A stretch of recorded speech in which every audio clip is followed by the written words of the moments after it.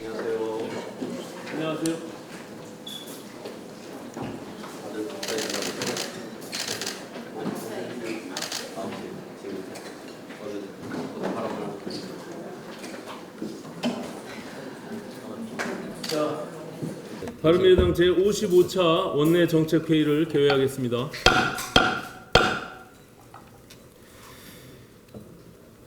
연일 조국 법무부 장관 후보자로 전국이 시끄럽습니다. 이번 조국 사태의 본질은 문재인 대통령의 민주주의에 대한 왜곡된 인식에서 시작됐습니다. 문 대통령은 자신이 마치 선출된 군주라도 되는 양 국민적 반대를 무릅쓰고 조국 후보자 임명을 강행하려 하고 있습니다. 국민이 반대를 하던 말던 의혹이 쏟아지든 말든 내가 선택한 사람은 좋은 사람이니 잔말 말고 따르라는 것입니다. 문재인 대통령이 증인들을 출석시키려면 최소 5일 전에 출석 요구서를 송부해야 하는 인사청문회법, 이것을 모를 리는 없을 것입니다. 그런데도 문 대통령이 사흘 안에 청문회 끝내고 보고서를 제출하라는 통고장을 국회에 보낸 것은 인사청문회와 상관없이 임명을 강행하겠다는 노골적인 의사표현이 아닐 수 없습니다. 이런 상황에서 국회가 해야 할 일은 대통령이 국민적 반대를 무릅쓰고 장관 임명을 강행하는 반헌법적 권한 행사를 막는 것이지 멋대로 국정 운영을 하라고 초법적 권한 행사에 길을 터주는 일이 아닙니다. 어제 오늘 가장 이해가 안 가는 것이 자유한국당입니다. 그동안 허송세월 그만하고 협상을 하자고 그토록 요청할 때는 청문회 기간과 증인 채택 문제를 놓고 진을 빼던 사람들이 정작 대통령이 국회를 능멸하고 나오는 이런 상황에서 뒷북 청문회에 덜컥 합의를 한 것입니다. 이번 합의로 국회의 권위는 땅속으로 완전히 처박혔습니다. 조국 한 사람을 지켜보겠다고 인사청문회 사상 초유의 증인 채택 안건 조정과 셀프 청문회로 국민을 우롱한 민주당과 뒷북 청문회 합의로 국회를 웃음거리로 만든 자유한국당 모두 반성하기 바랍니다. 바른미래당은 이런 반민주적이고 반헌법적인 합의에 결코 동의할 수 없습니다. 더욱 어처구니가 없는 것은 뒷북 청문회에 합의한 양당이 이제 출석 의무 자체가 사라진 증인들을 부를 것인지 말 것인지를 놓고 또다시 옥신각신하는 일입니다. 이것은 코미디가 아닐 수 없습니다. 이미 사망 선고를 받은 국회를 2번 죽이는 일입니다. 민주당과 자유한국당은 국민들을 그만 웃기기 바랍니다.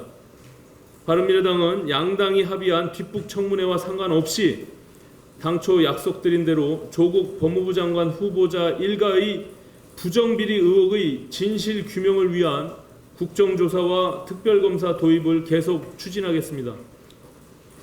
교섭단체뿐만 아니라 비교섭단체와 무소속 의원들을 포함해서 조국 후보자 임명에 반대하는 모든 의원들의 힘을 모아 문재인 대통령의 오만과 독선에 브레이크를 걸겠습니다. 온 나라가 조국 사태에 빠져들면서 잊고 있는 사실이 하나 있습니다. 바로 말도 많고 탈도 많았던 20대 국회의 마지막 정기국회가 지난 2일부터 시작됐다는 사실입니다. 추석 연휴가 지나고 나면 17일 교섭단체 대표연설을 시작으로 국정감사와 내년도 예산안 심의 등 정기국회 일정이 본격화됩니다. 20대 국회를 두고 역대 최악의 국회라고 말씀하시는 국민들이 많이 계십니다. 가장 잘한 국회라는 평가는 받지 못해도 최악의 국회라는 오명만큼은 벗을 수 있도록 끝까지 최선을 다해 나가겠습니다. 이와 관련해서 오늘은 내년도 예산안에 대해 한 말씀 드리겠습니다. 올해 국가 본예산이 469조 6천억으로 역대 최대 규모의 예산이었습니다. 이 많은 예산을 쏟아붓고도 올해 우리나라 경제 성장률은 정부가 목표치로 삼은 2%대 중반 유지도 사실상 어려워진 상태입니다. 대외 여건이 악화된 탓도 있지만 근본적으로 문재인 정부가 경제정책 기조를 잘못 잡았기 때문에 벌어진 일입니다. 그런데도 정부는 잘못된 정책을 고칠 생각은 하지도 않고 내년도 예산을 무려 513조 5천억 원 규모의 초대형 슈퍼 예산으로 편성하겠다고 합니다. 정책으로 풀어야 할 문제까지 재정으로 해결하겠다는 이런 발상으로 나가게 되면 국민의 세부담 증가와 재정 건전성 악화로 경제 활력만 더욱 떨어지게 됩니다. 실패한 정책들에 투입되는 쓸모없는 예산들을 대폭 줄이고 꼭 필요한 곳에 집중해서 예산을 쓰면 예년 수준의 재정으로도 경제 변동에 충분히 대응할 수 있습니다. 앞으로 국정감사와 예산안 심의 과정에서 보다 자세히 말씀드리겠지만 바른미래당은 정책 효과는 고려하지 않고 한도 끝도 없이 재정 투입만 늘리는 문재인 정부의 잘못된 태도를 바로잡는 데 역량을 집중하겠습니다. 정책위 의장 최입입니다. 지난 2일 지하철 1호선 금천구청역에서 외주 노동자가 열차에 치여 사망하는 안타까운 사고가 있었습니다. 2013년 성수역 사고, 2015년 강남역 사고, 2016년 V역 사고, KTX 김천역 사고, 2017년 노량진역 온수역 사고 등 죽음의 외주화가 멈추지 않고 있습니다. 사고 희생자의 대부분은 비정규직이거나 외주 업체 노동자들입니다. 원청인 코레일이 작업과 운행에 대한 정보를 외주 노동자들과 사전에 공유했다면 막을 수 있었던 사고로 인재에 가까워 보입니다. 2018년 태안화력 비정규직 고 김용균 씨의 사망 사건 이후에 구성된 일명 김용균 특조위의 최근 보고서에 따르면 하천 노동자는 사고 위험 노출 정도가 원청 노동자에 비해 9배나 높지만 이에 비해 급여는 53% 수준입니다. 대기업이 위험한 작업을 헐값에 사내 하청에 넘기고 하청업체는 안전관리보다는 작업 일정에 치중하다 사고를 내는 악순환이 이어지고 있습니다. 바른미래당은 지난 2018년 12월 사고 발생 시 도급을 준 사업주의 산업재해 예방조치 의무를 확대하고 처벌을 강화하는 산업안전보건법 일부 개정안을 통과시킨 바 있습니다. 이번 국정감사 때 죽음의 외주화가 계속 이어지지 않도록 대책을 마련하는 데 최선의 노력을 다하겠습니다. 한 가지 더 말씀드립니다. 미중 무역 전쟁과 일본 경제 보복 조치로 인해 우리나라 경제가 위기에 직면하고 있습니다. 이런 와중에 WTO 개발도상국 지위를 점하고 있는 우리나라에 불똥이 튀었습니다.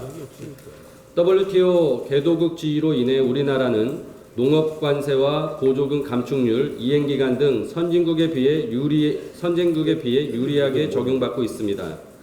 하지만 개도국 주의를 잃는다면 WTO 허용 농업 보조금이 현행 1조 4,900억 원에서 8,200억 원 수준으로 대폭 삭감됩니다. 때문에 농업인에 대한 보조금 정책에 큰 차질이 예상됩니다. 문제는 산업통상자원부가 개도국 지위 유지로 얻을 실익이 크지 않다고 판단하고 있다는 점입니다. 협상이 쉽지 않기 때문에 아무것도 해보지 않고 정부가 스스로 개도국의 지위를 포기하는 건 고래싸움에 새우등 터질까봐 아무것도 안 하는 것과 같습니다. 정부는 원칙적으로 선진국의 의무를 준수하되 쌀, 고추 등 소수 핵심 품목 보호를 위해 매우 제한적으로 개도국 우대를 이용하겠다는 제안을 하는 등 설득 논리를 개발하여 농어민의 피해가 최소화될 수 있도록 최선의 노력을 다해야 할 것입니다. 이상입니다.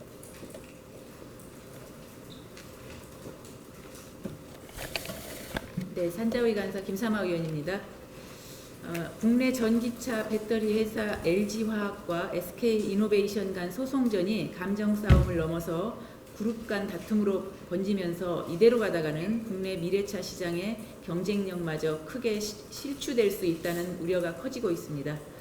영업비밀 침해 소송, 특허 침해 소송 등이 맞물리면서 양사의 법률 비용만 2천억 원에 이를 것이라고 관측이 됩니다.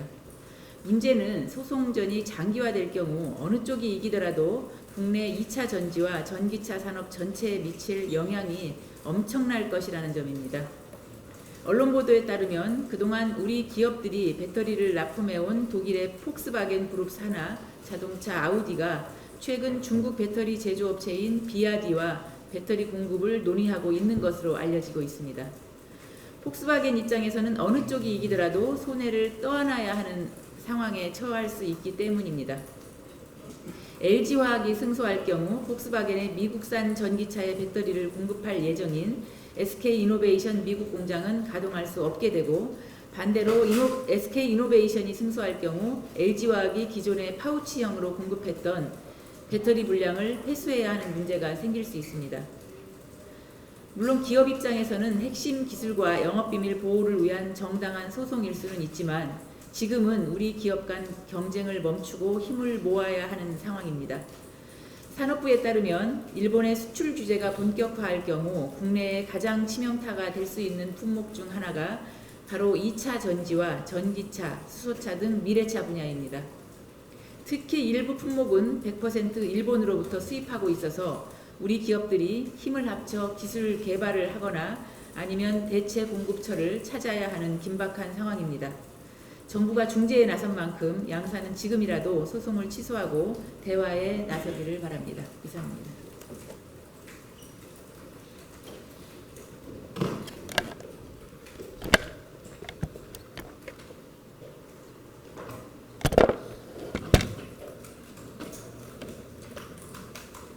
궁색한 본명과 모르쇠로 점철된 조국 후보의 셀프 간담회로 의혹만 더 늘었음에도 임명을 강행하겠다는 뻔뻔한 청와대와 여당의 태도에 국민 분노만 커지고 있습니다. 어제도 조국 후보자 딸의 한국과학기술연구원 키스트의 학생 연수생 활동에 대한 의혹이 불거졌습니다. 조 후보자의 딸은 키스트의 분자인식연구센터 학부생 연구 프로그램에 참여해 3주간 인턴으로 근무했다는 자기소개서를 부산대 의전원에 제출했다고 합니다. 그러나 키스트는 조 후보자 딸이 프로그램 기간인 3주 동안에 단 3일만 출근한 것으로 파악되었고, 재확인한 결과 공식적으로는 인턴 활동 증명서를 발급한 적도 없다는 보도가 이어지고 있습니다. 오늘은 부산대 의전원에 입시 대비용으로 준비해놨던 키스트 인턴 활동 증명서는 키스트의 개인 연구원으로부터 받은 것으로 알려진 활동 증명서와도 참여 취지나 활동 내용이 다르게 기재되어 있다는 보도도 있었습니다. 갈수록 태산입니다.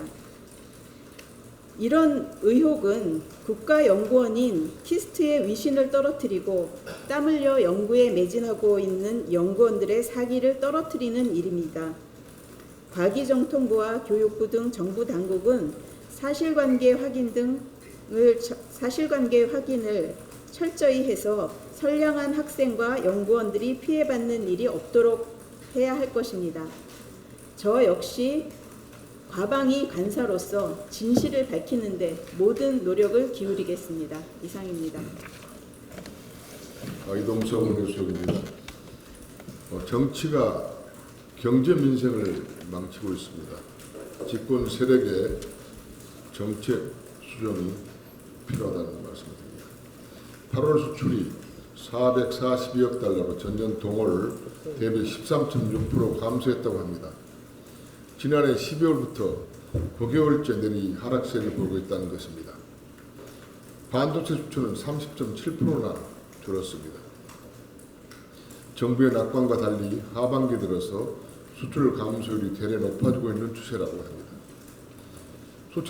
수출이 우리나라 경제를 지탱해온 것을 고려하면 수출의 큰 폭 감소는 한국 경제가 미중유 위기에 빠졌다는 사실을 생생하게 보여준 통계라고 할 수 있겠습니다. 경제 현장의 아우성도 여기저기서 터져나오고 있습니다. 일례로 올해 추석 상여금을 주는 기업들이 대폭 줄었습니다. 한국경영자총연합회가 538개 대중소기업을 대상으로 조사한 결과 응답 기업의 65.4%만 추석 상여금을 지급할 계획이라고 합니다.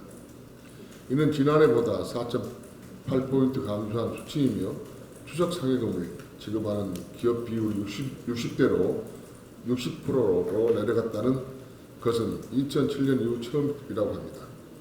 경기 불황으로 기업들의 경영 사정이 나빠졌고 그에 따라 종업원들의 고통도 가중하고 있음을 증명하는 사례입니다. 미중 무역 분쟁과 세계적 경기 하강과 같은 글로벌 악재 예외에 우리 경제를 짓누르는 요인들이 상존하고 있기 때문에 문제가 더욱 심각하다고 생각합니다. 정치에서 파생된 악재들이 경제를 압박하는 것은 물론 정부의 반기업 정책이 기업을 더 옥죄고 있습니다. 본 의원은 잘못된 정치가 경제를 골병들게 한다고 해도 지나치지 않다고 분석하고 있습니다. 이번의 경제보복은 대법원의 강제징용 피해자 배상 판결과 정부 안이한 대처를 촉발했는데 기업들이 생고생만 하고 있는 것입니다. 정부의 한일 지소미아 파기 결정으로 한미동맹의 균열을 넘어서 미국이 한국을 대상으로 경제적 조치를 취하지 않을까 기업들이 정정긍긍하고 있다는 말도 들립니다. 이렇게 될 경우에 일본의 경제법과는 차원이 다른 충격이 불가피하기 때문일 것입니다. 미국, 일본, 중국 등 다른 나라 지도자들은 국익을 위해서 억지 주장까지 펴고 있는 반면 우리 정부는 기업을 돕기는커녕 오히려 족쇄를 채우고 있는 실정입니다. 정치에서 촉발한 악재들, 최저임금 인상, 주 50시간제 도입 등 기업들의 숨통을 쥐고 있습니다. 문재인 대통령과 더불어민주당은 망가지는 경제와 민생을 돌보지 않고 조국을 법무부 장관으로 만들면 모든 문제가 해결될 것처럼 요란을 따른 형태의 국민들이 절망하고 있음을 직시할 것을 촉구합니다. 대통령의 재앙적 권력 행사, 패권 정치, 오구 정치 이제 그만 종식하시고 국민 통합의 정치를 펼쳐주실 것을 부탁드립니다. 이상입니다. 예, 고맙습니다. 이공계로 회의 계속 진행하겠습니다. 오늘 2시에 연찬회를 이곳 국회에서 개최하는 것으로 변경 조정했습니다. 갑작스런 조국 후보자 청문회 아직 최종적으로 합의 타결은 되지 않았지만 원내대표간 합의를 예상해서 저희가 그렇게 진행하기로 했습니다. 참고해 주시기 바랍니다. 예, 고맙습니다.